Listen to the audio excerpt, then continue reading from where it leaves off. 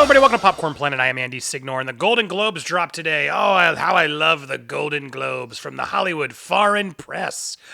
Well, I have another member of the press joining me today. I'm so happy to have him live here on the show. EJ, welcome! Woo, hello. I wish I was there, but I'm there in spirit because of Skype. Thank you, Skype. Of course, and happy to have you. You are my Tampa buddy here, and you're a Florida critic. And I want to bring you in for award season because you know your movies, you watch them all, and while you know your Marvel and superhero stuff, you are definitely more of a fan of the Oscar season, correct? That's when the movies are your super jam, right? Yes, this is my thing. I'm also not to toot my own horn, but a voter in the Critics' Choice Awards this year, which I thought were the better nominations. I don't want to get into that, but yeah, I'm a member of the voting thing, so it's really fun to be able to get here, have my kind of insider stuff, and also still be a fan of all this insanity. Well, good. I want to break it down. Let's get into it because I don't want to just sit here and do everything. But the first article, well, all right, before I go to that article, let's just go through the nominations. I have you here. Golden Globe noms are all here. I just grabbed an article that had them. But the biggest problem with Golden Globes is the separation of drama and comedy. And oftentimes they do. So let me start this because I called this, do the Golden Globes matter? I don't think they do at all. And I want to break down why I thought, and I want your thoughts. But the first part is this comedy drama difference, which I just think, yes, there's a difference between drama and comedy, but the Golden Globes is notorious for there was a joke in that movie once, right? So let's put them in the comedy category just because we got to put those other movies in there too. It's just complete button service of who's been nominated last year.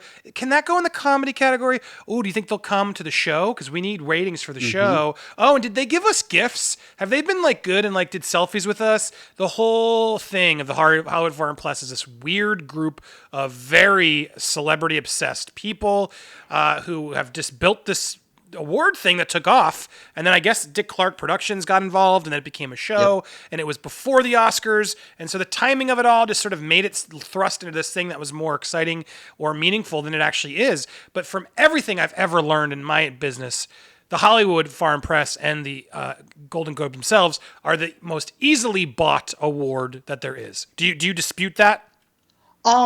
You had a couple issues I like there. I agree with you that they are a wackadoo bunch of people. They do pop culture celebrities. I mean, I love me some Lady Gaga, but she won a Golden Globe for TV over Kirsten Dunst in Fargo. There was some stuff that I was like, I'll take the win, but what the hell? So they're infamous for loving their celebrities and all that. So I agree with you. To be bought, they try everyone. They've sent me so many gifts this year as a voter that I don't think affected my voting, but they do like to shower people with gifts. So I agree with you there. What I don't agree with is I like the separation of genres. I wish they almost did it more sometimes. The Critics' Choice Awards will have best comedy, best sci-fi horror, best action, because I don't think every award show gives them all the equal love. Look how many two horror movies have won Best Picture. Actually, just one has won Best Picture at the Oscars. It's tough. So I do like the separation of genres. It does get into a game and a hustle, and I don't like the hustle side of it. I just wish it was voted regularly. Yeah, exactly. I feel like oftentimes the funniest movie of the year doesn't get comedy, and then they put musical in there as if musicals and comedy are so here or there that I'm just like, what? No, those are completely separate. So it's like award. A diet award. It's like the light, the version is what they sort of how they quantify it. And so, yes, I'm with you for separating awards. There should be an action award. There should be a horror award. If you're going to really break it down by categories, then break them all down. To just do drama and comedy seems silly to me. But as for if they can be bought, I will double down. Yes, they absolutely can be bought because, again, the Hollywood Foreign Press is a small group of critics. It's only 98, I believe. Yeah, and then they go, I've been to these junkets. They're out. They literally show up to these junkets in Hollywood at the Four Seasons or whatever, and they set up a whole room, and then they basically bring the talent on and go, hey, this is the Hollywood Foreign Press, and their agents and everybody's like, be nice to this weird group of people because they vote for the Golden Globes. And then they're often the studio heads, and they're buying them with selfies and things, and it's very. I mean, Harvey Weinstein was notoriously known for overbuying and doing all this sort of sneaky stuff that he did. The Oscars were harder to do. The Globes, however, were much easier because they wanted to give us this, we'll give you that. Is what I mean by bought. It was negotiable. Of could you get an award if you really were someone powerful enough to turn them the right way? That's all I meant. Yeah, I think Weinstein, one, was great at the Oscar campaign, if I can give that horrible person anything. He knew how to campaign Yes, and turn the Oscars into just not a money thing, into a here's how you do the billboards, here's how you do that. He changed the game there, but also saw how easy you can manipulate the Hollywood Foreign Press, which showed everyone how easy it was to just be like, here, I'll send you this movie on a brand new iPad. Keep the iPad. Like, yeah, it's dirty exactly. games, and it does hurt though when a move like a studio like Warner Brothers could do that, but A24 can't. So yeah, then you start seeing the uneven balance of it all. It does get a little wackadoo. So So I'll give you that. that's the main issue I have with them. But so then the other thing that sort of that's why when I saw this article today, which I want to talk to you about, this article, the Golden Globes, female directors shut out of nominations. Look, I'm all about representation. I think, there were some fantastic films directed by women. Do not misquote me here. But there's a little bit of ego versus equality that I sense, especially around award season, where I just feel like, look, movies are objective, and to imply that, well, now there were great films directed by women, how come no one got nominated, just implies like this better than I, or you should have made sure a woman got nominated, which is to me where the things get complicated. Because look, I think, I don't think my favorite films of the year weren't directed by women. That doesn't make me a sexist. And so that's what's frustrating about this sort of this thing that every year we'd start doing this of counting, well, how many black nominees were there? How many, women nominees were there? And I just think it's a dangerous road to go down it's just every year this happens. Every award show it happens where this article comes out, and it just sort of takes me out of it. Then it's like, all right, so are there just now pity awards? Oh, well, that movie wasn't that great, but she's a woman, so put her in there because we have to. And then is that really equality? Is that really fair? Like, I understand women have a longer way to go, and I applaud that, a lot of studios are finally stepping up to give them those opportunities, because they'll never get there if they don't get the opportunities. I get it. But I think the vocal majority of these press outlets and certain filmmakers are like, yeah, come on, how did I not? It just reads sour grapes. And it's like, that's not how you make change in my mind of doing the right thing. What's your take? There's a lot to digest there. Ooh. Okay. I do think there was female snubs this year. Do I think they needed to be there because to check off some quota? No. But Greta Gerwig getting ignored twice by the Hollywood Foreign Press, one for Lady Bird and one for this year for Little Women, it blows my mind. The person who got snubbed for me isn't even a woman. It's Noah Baumbach, who did Marriage Story. Mm-hmm. Him not being there blows my mind. I do think we get into an issue with saying we need X, Y, and Z to be there to be represented. It should be who is the best films of the year. I agree with you. Well, I mean, because look at this. They're saying Lorraine Scaffra from Hustlers. Like, what planet are you on to even put her on the top 10 directors of the year? And then Mariel Heller from A Beautiful Day in the Neighborhood. Like, give me a break. And then Olivia Wilde for Booksmart. Look, I liked Booksmart. I don't think it was a fantastic film. I think she was very full of herself to sort of put that film as like, no, this is the best film that's ever been made. Everyone better see this film or we'll never make films again. And look, I enjoyed it. It's a really great film. But I think there's this weird ego of it all, of just like, that you can't. I'll give you Greta Gerwig, but I'll give it to you for Lady Bird. She got snubbed last year. I don't think Little Woman was as good as Lady Bird. Okay. So, but the problem is just like it's just also like Lady Bird was like original, like it came out the gate like so strong. But the point is, I didn't see Farewell. Was Farewell up there as a contender? Did you see that one? Yes, I loved Farewell. I think Lulu Wang did such a good job with that film. I think one of the better directing choices. Lauren Scafia with Hustlers, I like that movie a lot. That's my cup of tea. What makes those and Olivia Wilde so interesting and what so pisses people off is they have gotten nominations throughout this season. It's not their first time getting nominated if it would have been at the Golden Globes, where we have someone like Todd Phillips who has never got a nomination this whole season. We're still just early into it, so we haven't done the Directors Guild or the Oscars, but Todd Phillips has not been in conversation for director. So for him to be there, I think a lot of people were like, him over actual front runners that we've had like Greta Gerwig and like Lawrence Scafia, as much as you don't like that, or Lulu Wang, who I think is the superior of the films here, is the Farewell. It is there. And, you say this egos. All these male directors have egos too. Look at the way Todd Phillips has talked about the Joker, how he's thought, oh, this is a look at mental illness, like it's the first movie to ever do it. We all have egos going into this. I think women can have it too. Olivia Wilde's a different case. I don't like Booksmart.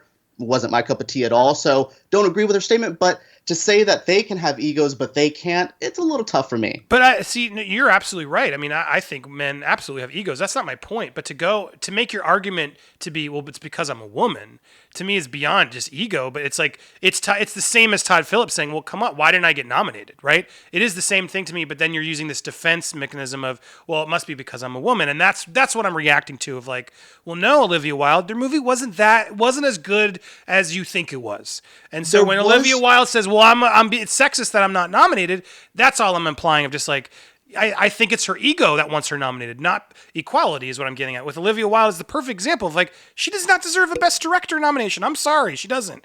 And so, yeah, maybe down the line, if she does more films, good for her. I want her to make more films.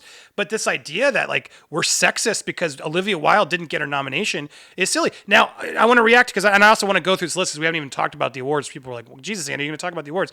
The Best Director, Bong Joon-ho, Parasite, which I'm dying to see and I haven't seen. He's the best director out of that list. I got to see it. Tell me when you get access to a screen or something, because I gotta freaking watch this movie. And then 1917, I cannot wait to see this. And I was telling you, like I'm such a fan of Roger Deakins, and I cannot wait to see this film play out. And I don't like war movies. That's one of my favorites of the year. So that shows you how good that movie is. And just because it's technically a genius, right? I mean, to me, that's sort of where a director shines. Is like, how did you pull all that off? That is a director's movie, which something like Marriage Story was as well, which we'll talk about stuff like that. So then we have Todd Phillips, which you're saying is the outlier, and I'll get back to that. And then Scorsese, who I would argue, I didn't need him there. I didn't need Scorsese there for that one, to be fair. And even Tarantino, that film is not his best film. To me, Scorsese and Tarantino are the ones where it's like, if you're going to put somebody in, those are not the two best films of the year. I'm sorry. They're the most sort of ones that most people attach to in the artsy community because they're like the blockbusters for the art season. And I think both films are overrated, to be perfectly blunt. I think both films have fantastic qualities and are good, but they're not, I don't think we're going to remember either of them 5-10 years from now. Those are two movies that will fall down the wayside of movies. And I would argue, I think Joker will have a lasting impact, more so, and because of its success, it's hard to ignore the fact that he did something different. Whereas Scorsese and Tarantino are doing the same thing they've done over and over again. No. But yes, I agree. I've ended up liking Once Upon a Time in Hollywood more. That was the first video I did with you, actually. Yeah. I've seen it recently since I got the screeners. I liked it a little bit more. I'm not as mean on it as still don't love it. I like it a little bit more. Yeah, I do believe those are two. I don't think Scorsese or Tarantino were at their top of their game. I know people are going to be like, oh my God. Hell, I would have replaced them too with the director of Honey Boy, who is a female director who I think directed a beautiful piece with Honey Boy. That's someone who I think is snubbed as well, which none of those articles decided to talk about either. Kind of pissed me off.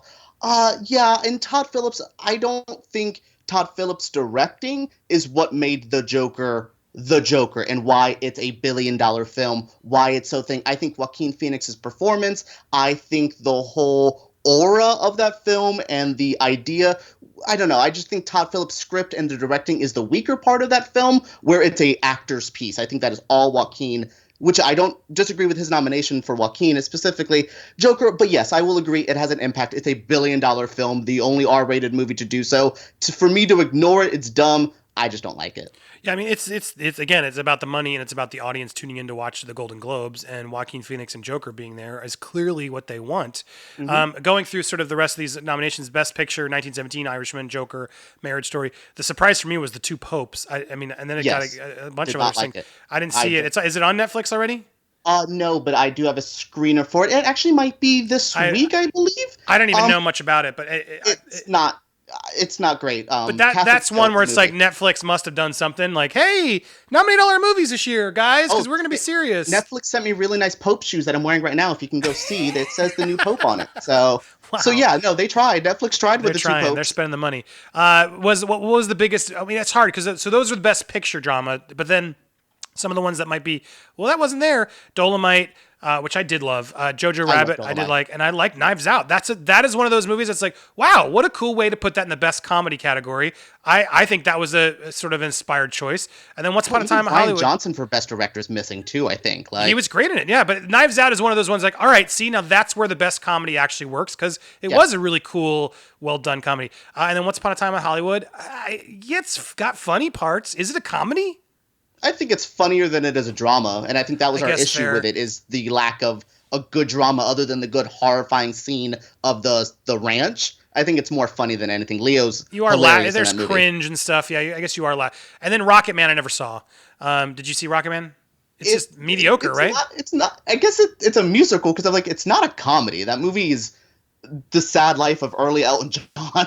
Like, yeah, it's not a comedy, but it's the musical side, I guess. Where's Cats? I don't even want to see Cats. Well, I bet you they didn't even see Cats because Cats is still doing digital stuff that they may have missed the cutoff for most of the award people. That digital fur technology, fur technology is really hard. And so anyway, for actor, we have Christian Bale, Antonio Banderas, Adam Driver. I want to watch Marriage Story, but I know that's going to crush me. Given it's just anyone who's ever been through marriage or divorce, I hear it's just like, and even people who haven't. You might like it though. I watched Marriage Story and was just kind of like, I'm happy to watch these two people get divorced because they should. So if you go into it being like, not every couple needs to stay together, I was pretty fine with it because I was like, no, but Adam Driver, phenomenal. But all divorce, especially with kids, because he has a kid. Divorce becomes way more complicated with kids. Oh, it does. Regrets. And so I see that in the trailer. I'm just, I don't even know if I can do it, but I'll do it at some point. And then we have Joaquin Phoenix Joker. I think no brainer. And Two Popes. I mean, I don't even know Jonathan Pryce was. I have no idea. That was the big surprise for me. But Antonio Banderas, we both saw Pain and Glory. Good performance. He slid in there. Good for him. Anything you think? Who's missing? Ooh, from Best Thing, De Niro. As much as I'm not the biggest Irishman fan, or Sandler. Look, we both have our Sandler. Yes, I'll give you Sandler. Look, Sandler's the best part of that movie. He should have been there instead of Price. And it's more of a drama than comedy, so I don't know where they would have put it. Those are the two. De Niro and Sandler just kind of stick out to me. Like, oh no, okay. It is weird he didn't get comedy. Everyone You're else right. has. He should have been nominated for comedy instead of the kid from Jojo Rabbit. That's a really dumb choice. I like younger actors getting bigger awards. I always think it's interesting. I would have put Noah Jupe from Honey Boy or Ford v Ferrari for supporting before him. Like, yeah, that was a weird choice. And then for actress, we had Cynthia a review from Harriet. I didn't watch that yet. Scarlett Johansson for Marriage Story. Sorry, what is it? I can't. No, it's Saoirse, like Inertia. Saoirse Ronan, who I really like in Little Women. Charlize Theron from Bombshell, which I'm dying to see, and Renee Zellweger and Judy. You've seen more of these. Who would you say is the front runner there? It would have been Lupita Nyong'o if she would have been nominated. A big snub. I'm upset Lupita's not here. For us, phenomenal performance. She's been nominated at every other award show except for this one, Strange. It's between, to me, Bombshell, which made Megyn Kelly a sympathetic person. Hard. And other one is Judy. I loved her in Judy. So yeah, she seems like she's got. That's my bet. And then for best comedy, we had Dolomite Is My Name, Jojo Rabbit, Knives Out, Rocketman. Okay. And then for comedy actor, Daniel Craig. Surprising, but I liked him a lot in that movie. He's great in that. I don't agree with the kid in this. Leonardo, sure. He's fine. Taron Egerton, didn't watch it. So was he good in that, in Rocketman at least? He's fine. It's less parody than Rami Malek's Freddie Mercury felt like. It felt like a very accurate Elton performance. I am glad to see Eddie Murphy. I love him back in the mix. And he would be my pick to win other than Craig. Yeah, I think he will win. Did he win for Dreamgirls at the Globes? I think he did. I think he did, which again, Globes do like someone like Eddie Murphy. And then they snubbed him at the Oscars. Story of Eddie Murphy. What I laughed at today was the president of the Hollywood Foreign Press being like, "We vote on the pictures, not the people," and I'm like, BS. You will like a story that when you get Eddie Murphy, who's like coming back with this and Coming to America too. Yeah, no, you like the story. Don't get out of here. Yeah, and then for Best Actress Musical, I was very surprised but pleasantly happy for Ana de Armas, who I just love her. She's amazing. That is my biggest crush right now. I've told my girlfriend, she knows. But she's amazing. You might have a type there, I think. Yeah, she's amazing. But she's so great in this film. Like, what a surprise. And so I'm a big fan of her, I think. And not just because she's beautiful, but she's a great actress. And just sort of proved that she can do even more. So I think we're going to see a lot more of her. But I'm glad she got something. And then Awkwafina from The Farewell. I hear it's great. Is Awkwafina finally great in that?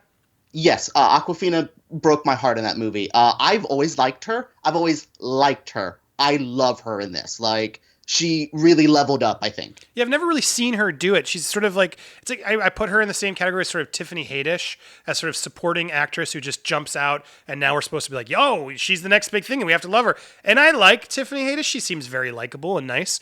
I don't understand why she's as famous as she is.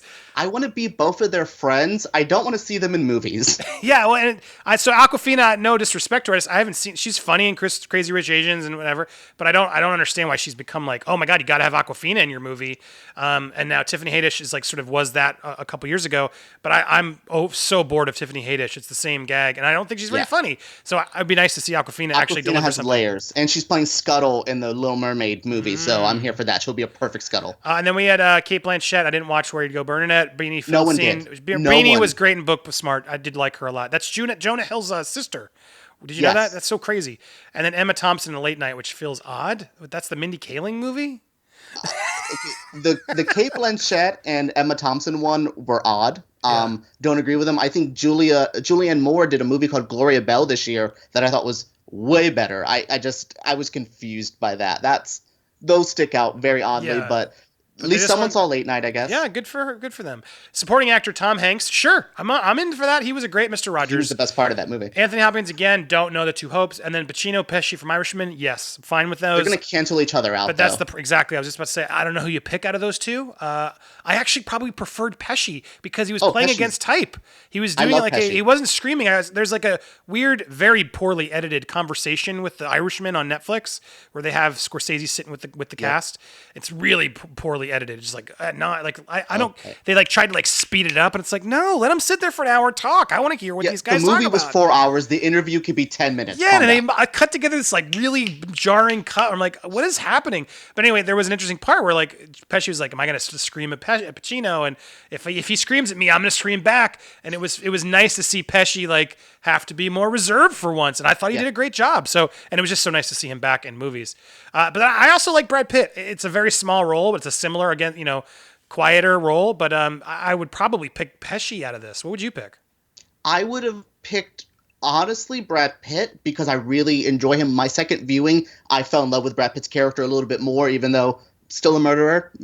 But Pesci is adorable in that movie. It's the story these award shows came out of retirement to go back to one of his favorite directors. It's perfect. Give it to Pesci. It'd be a good speech as well. And then let's just go through the supportings and then director, and we'll wrap up. Kathy Bates and Richard Jewell. I want to see it, but because I always like redemption canceled stories. But have you seen it yet?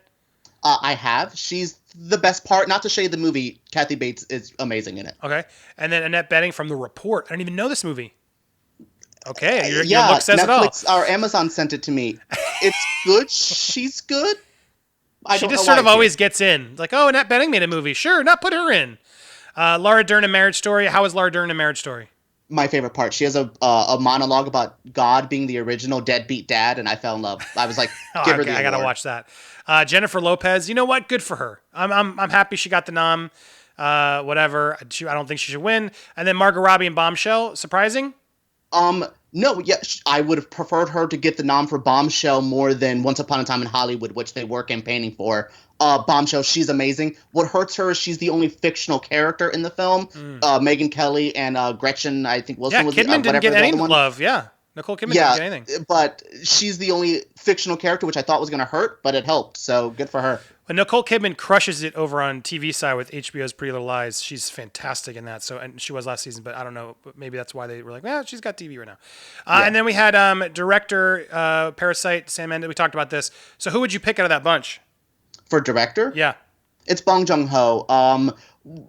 You know what? We'll talk about diversity and stuff. He would be one of the only times a Korean director will probably ever be here. That doesn't happen often. Give it to him for that. He's directed the best film of the year. Also, he's Bong Joon-ho. He's just awesome. Like, watch him in interviews. You'll love him.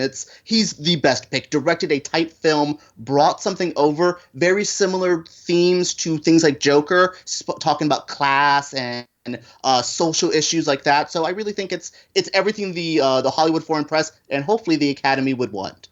Yeah, I'm just scanning through some of the rest of the nominations so people can see. You can Google them yourself as well, but there you go, some of the main TV stuff. Just a couple surprises. Best animated film this year. They really suck. Frozen 2, How to Train Your Dragon 3, which I gotta watch. I do like that franchise, and I never actually finished it. But The Lion King, ugh. Okay. Best animated shade film. About The Lion King, though. This is when I like the Hollywood Foreign Press. Disney did not submit for Best Animated Film.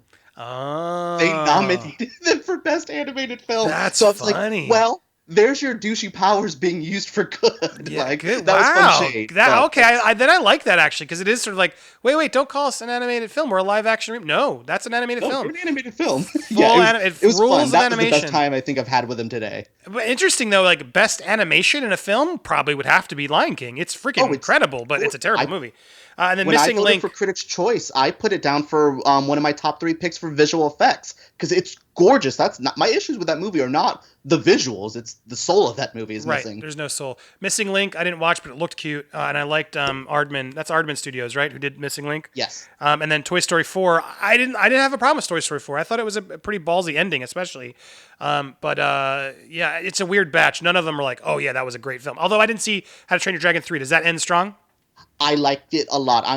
That was a franchise that got better with me over time, I think, and that third one ended well. I wish they had a little bit more at the end, expanding the future of the franchise a little bit more. But it was fine. I liked it. It's a good film. And Frozen then, 2 is my pick, though. Oddly, I don't like Disney, but Frozen yeah, 2, it was fine. It got me. It was fine. Do love that Taylor Swift got a nomination, although I don't like this song. I did try that song. I don't like the song, and I don't like her Christmas song either. I'm a Taylor. I got to do a video about Taylor Swift sometime. You are a Swiftie. Conflicted. No, because I don't like what she's doing with the drama. Because she's a bully. She's an absolute bully. But I like the music. Yeah. I like the melodies. So I gotta talk about my torn relationship with Taylor Swift. But before I go, I do want to call out one. I love Fleabag on Amazon. Have you watched Fleabag? I just started it like almost before this award season. Had to stop when I got all the movies. I love it. Love it. It's Phoebe so Waller-Bridge. good. What she's done on Killing Eve. Like she's one of our writers this year, and I actually I think gonna like what she does with Bond as well. But Fleabag is what got me to be excited for her other she's the stuff. voice of the robot from Solo. Is sort of how most nerds would know who she is. But anyway, go give Fleabag a shot. It's really fantastically written. She's like a female Ricky Gervais is the best sort of way I could sort of put her in somewhere. Perfect. Yeah. And it's that tone, but from a female perspective, but really well done and not what you'd think. It's very dark and gritty and really. It gets sad, but it also hilarious. The other show that I compare it to, I really liked, was Afterlife, the Ricky Gervais show on Netflix, which I was really impressed by. Anyway, go check out. I always try if I can have a chance to plug Fleabag, I will always do it. And then the other one I gotta be surprised, The Morning Show. Are you watching The Morning Show? I am watching The Morning Show. I really enjoy it. It's a show about the industry, which I'm glad to see the industry like it. I have caught up on it though. Oh boy, that show. It deserved its spot closer to the end of the show. I'm not caught. It's caught up. So wait, you're saying it's getting better or worse as it went? It's getting better. It makes more sense. The more I was like at first, like, oh, this is fine. It's very Studio 60 on the Sunset Strip. It gets on, and I'm like, no, you're your own show now. It's good. Yeah, no, what I liked is that they're using the Me Too movement. Obviously, I relate to and can see some of those things, but there's like a moment with Steve Carell where he's like, that scene where he's interviewing or talking to his friend Martin Short as the skeezy director, and then you see like... the Polanski-esque director. Yeah, he's like a Polanski-esque director and like meeting with... and then Steve Carell's like, oh, let's do a documentary about things. And it's like, of course, every guy who's fallen wants to like save people and do their thing. I can relate. But then there's this moment that made the Steve Carell very human, and it was a very realistic moment where he's like, well, wait, you do know what you did was wrong. And there was this amazing back and forth with like the two victim men who are like both. One of them is obviously in denial, right? And one of them at least has the wherewithal to sort of acknowledge, no, there's bad things. It was a very well done, nuanced sort of thing that I'm glad they're going there with the show and not just making him a goofy villain and like using that as an easy scapegoat. They are, but at the same time, they're showing layers. And I think that show, and Reese Witherspoon, such a brilliant character that sort of takes the show and makes it its own place. Anyway, I'm very impressed and surprised. If Morning Show was on HBO, that would be a massive hit. I really do think it would be the Newsroom all over again. No, bigger than Newsroom. I think people will be all over that show, and people will be talking about it like crazy. It's really unfortunate Apple dumped it on a show no one knows how to get because it's really fantastic cooler television, and I'm hooked. I'm like, whoa, what's gonna happen? What's gonna happen? It's each episode has like a new twist. Anyway, clearly I dig it, so check it out. Jason Momoa's C didn't get nominations, so I noticed. Oh, well, sorry. Not a good show. I like making fun of that show. Episode. Where did it go? I just lost my... Oh, here we go. Anyway, I have this up. So anyway, you can go check out these reviews. They're everywhere, the nominations. Overall, look, awards are fun to talk about. I like when I get to talk about this with someone like you, EJ. You make it fun to have this sort of nerd back and forth of movie outing, of what's worthy, what's not. So in that scope, I do enjoy award season because it allows us to sort of ask the tough questions and compare and contrast. But I do think the Golden Globes, now that I really sort of realize it's just...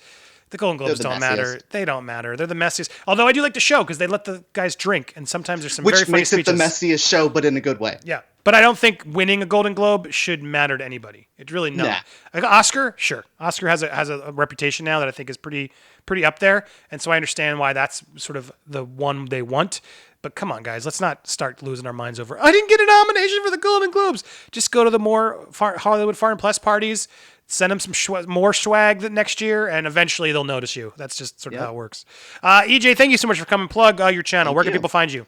You can find me at EJ Marino on YouTube. Check me out on my social media at EJ Christ, EJKHRYST. Awesome. I'll have the link down in the description. Thank you so much for joining me. It's such a fun conversation.